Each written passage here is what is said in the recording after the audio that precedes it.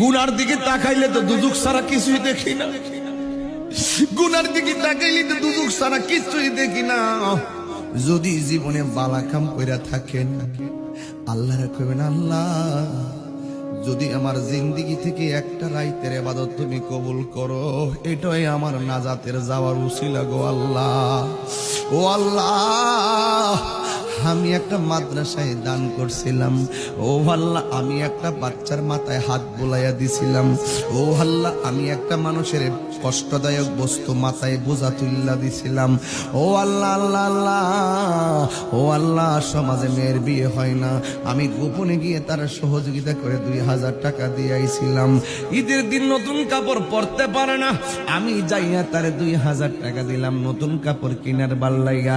আল্লাহ আমি বেশি কিছু পারি নাই, তবে এতটুকু বলতে পারি এই কাজগুলো আমি অন্তর দিয়া তোমার সন্তুষ্টির লাগে আমি করেছিলাম। আল্লাহ কবুল হয়েছে নি? দেখবেন আমার আল্লাহ ডাক দিয়া বলবে, ও ফেরেশতারা দেখ আমার বান্দা কেমনে আমারে ডাকতেছে চোখের পানি ফালাইয়া।